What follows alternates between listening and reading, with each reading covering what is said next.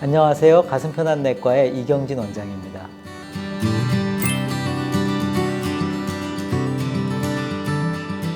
심장 초음파는요, 대부분의 초음파가 마찬가지인데 사실 실시간으로 이렇게 환자를 직접 이렇게 진단하는 그러한 그 진단 툴입니다. 대개 CT하고 비교를 많이 하는데요. CT는 일단은 찍어 놓으면은요, 그 이후에도 누구나 봐도 똑같은 화면을 보게 됩니다. 똑같은 영상을 보고. 대개 이제 판독하는 분의 역량이 중요한 그러한 검사가 되겠고요.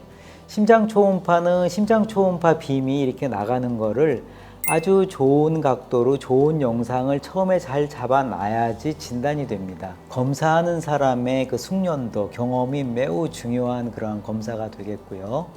또한 이러한 심장 초음파는 구조만 보는 일반적인 초음파는 다르게 기능을 보는데, 심장에서의 기능이라고 보면은 대개는 혈류의 움직임을 보고 그거를 통해서 물리학적으로 심장의 어떤 압력을 구하는 거고 이런 거기 때문에 그 도플러라고 하는 특수한 기법이 중요한데요. 이 도플러의 기능이 좋을수록 심장 초음파의 기능이 좋습니다. 그래서 대개 심장 초음파를 어떤 기기로 했느냐에 따라서 진단이 틀려질 수도 있습니다. 그래서 심장 초음파는 아까 말씀드렸듯이 검사하는 사람의 경험도와 숙련도에도 좌우되지만 기계의 특성, 특히 좋은 초음파를 사용하는 것이 좀 더 진단에 그런 도움이 되는 다른 어떤 영상 검사, 특히 CT나 MRI와는 조금 다른 특징이 있습니다.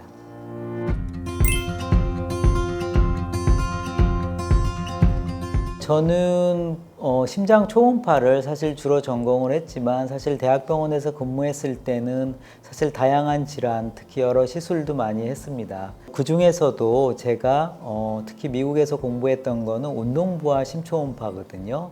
그 운동부하 심초음파는 가만히 있을 때 나타나지 않는 어떠한 변화를 환자가 이제 운동을 하게 되면 대개는 이제 트레드밀이라 그래서 우리 보통 러닝머신 뛰듯이 하는 그런 부하를 많이 주는데 어떤 좁은 혈관이 있으면은요, 부하를 줬을 때 글로 피가 부족하게 가는 게 상대적으로 많아지기 때문에 심전도 변화, 특히 심장의 미세한 움직임의 변화가 생기게 됩니다.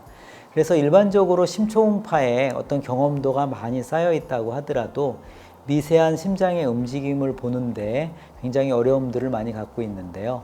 대개 운동부와 심초음파의 경험이 많은 의사들은 그런 미세한 심장의 그 운동의 문제를 잘 알 수가 있기 때문에 전공의 교육이라든지 또 심장을 전공하는 의사들이 이러한 운동부와 심초음파를 하게 됐을 때 다른 기본적인 심초음파에서 심장의 움직임을 평가하는 데 매우 많은 도움을 받습니다.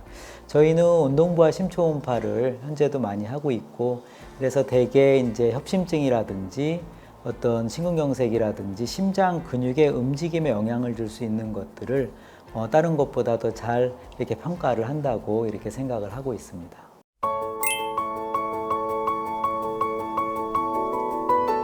환자분들이 이제 내과를 방문해서, 특히 저희 같은 순환기 내과를 방문해서 어떤 불편함을 이야기하시면서 심장 초음파로 다 할 수 있나 이런 얘기를 하시는데, 물론 심장 초음파로 다 할 수는 없습니다. 심장 초음파로는요, 대부분의 심장의 구조와 기능을 볼 수 있지만 심장에 피를 공급하는 관상동맥에 대한 문제는 직접적으로 볼 수가 없고, 또 부정맥이라고 하는 정기적인 어떤 문제, 이러한 질환도 볼 수는 없습니다. 다만 대부분의 어떤 심장 질환은 알 수가 있죠. 이런 심장 초음파가 그럼 과연 심장 질환이 있을 때만 유용한가? 그거는 아니거든요.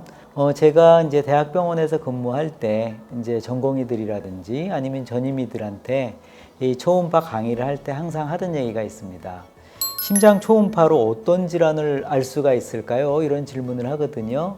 그랬을 때 대개는 심장 쪽에 어떤 질환을 얘기한다거나 이러는데, 그때 제가 이제 마지막으로 하는 멘트는 심장 초음파는 내과 의사로서 생각할 수 있는 대부분의 병에 대해서 진단을 할 수 있고 진단 과정에서 많은 도움을 줄 수 있다고 그렇게 얘기를 합니다. 예를 들어 보면은 심장 질환에서는 뭐 말씀드렸듯이 뭐 협심증 같은 그런 거에 도움이 될 수 있고요. 또 판막 문제가 있는지, 심부전이 있는지, 이제 고혈압이 있으면은 심장벽이 두꺼워진다거나 심장방이 커진다든가 하는 이러한 문제, 즉 고혈압성 심질환 이러한 것들을 구분할 수도 있고요. 또 부정맥은 아까 제가 앞부분에서 직접적으로는 진단할 수 없다고 했는데요. 왜냐하면 정기적인 거는 초음파가 보는 게 아니기 때문에. 하지만 어떤 부정맥이 이제 매우 빠른 빈맥이 오래됐건 혹은 어떤 매우 느린 서맥이 오래되면은요 심장의 어떤 기능도 떨어지고 심장 방해 크기도 커집니다. 그래서 부정맥 때도 간접적인 소견을 알 수가 있습니다. 그래서 이러한 여러 심장 질환 때 협심증 말고도 심장 초음파는 많은 도움을 줄 수가 있고요. 그 외에 그 갑상선 질환 같은 내분비 질환이 있을 때, 갑상선 질환은요, 대개는 우리가 100m 달리기 하듯이 매우 교감신경계가 흥분되는 그러한 질환이거든요. 그러면 심장이 계속 빨리 뛰어요. 그러면 심부전도 생길 수 있고 또 여러 가지 심장의 기능이 떨어질 수 있기 때문에 사실 갑상선 질환이 있는 분도 심장 초음파를 하는 것이 필요합니다. 또 이런 내분비 질환 중에 대표적인 게 당뇨인데 당뇨는 사실은 혈당에 문제가 있지만 결국은 동맥경화를 일으키고 심장 질환, 특히 심혈관 질환이나 뇌혈관 질환을 일으키는 병이기 때문에 당뇨가 있는 분들이 심초음파를 하는 거는 당연히 동반된 어떤 심장 질환을 진단을 하는데 도움이 됩니다. 호흡기 질환에도 도움이 되는데요. 폐가 굉장히 안 좋고 특히 이제 만성 폐질환이 있으신 분들은요. 오른쪽 심장에서 폐로 넘어가는 피의 흐름이 원활할 수가 없습니다. 왜냐하면 폐혈관에 문제가 있기 때문에 그런 분들은 오른쪽 심장이 커진다거나 압력이 걸린다거나 뭐 그런 문제가 생길 수가 있어요. 그래서 대개 호흡기 질환이 있는 분도 오른쪽 심장에 어떤 문제가 있는지 심장 초음파로 알 수가 있습니다. 그리고 이제 신장 질환 중에서도 이제 만성 심부전 투석을 하는 분들은요. 이러한 분들은 대개 칼슘 대사에도 문제가 있고 여러 그 질환의 특성 때문에 혈관 질환이 많이 생깁니다. 그래서 이런 분들 심장 질환이 생기거나 뇌혈관 질환이 생길 확률이 매우 많거든요. 그래서 이러한 분들도 심장 초음파를 하는 것은 그러한 질환을 진단하는 데 매우 도움이 됩니다. 그리고 소화기 질환 대부분 뭐 어떤 배가 아프다거나 명치가 불편하다고 하는데요. 사실 그게 소화기 질환일 수도 있고 혹은 심장 질환일 수도 있습니다. 협심증도 특히 심근경색은요. 소화가 안 된다, 명치가 좀 불편하다 이렇게 나타나는 분도 있기 때문에 소화기를 방문하신 분들이 소화기내과 의사가 심장 초음파를 의뢰하는 경우도 꽤 많습니다. 그리고 류마티스 내과 질환 중에서요. 상당히 많은 질환이 심장의 어떤 그 구조적인 그다음에 어떤 기능적인 문제를 일으키는 경우가 종종 있습니다.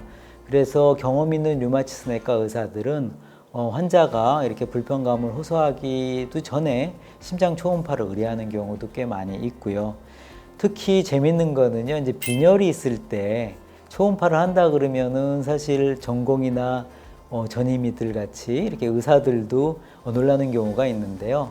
빈혈이 있으면은 사실 심장이 한번 이렇게 수축을 해서 피를 공급해서 산소를 공급해야 될 거를 2번, 3번을 해야 됩니다. 왜냐하면은 혈색소가 부족하기 때문에. 그래서 심장이 굉장히 많은 일을 해야 되기 때문에 초기에는 심장이 커질 수도 있고 또 더 이게 진행이 되면은 심부전도 생길 수 있거든요.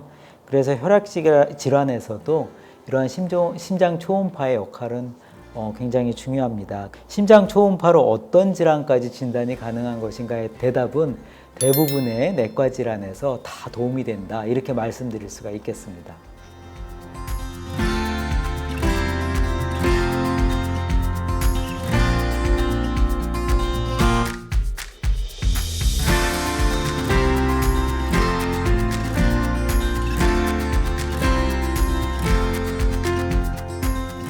지금까지 가슴 편한 내과 원장 이경진이었습니다. 감사합니다.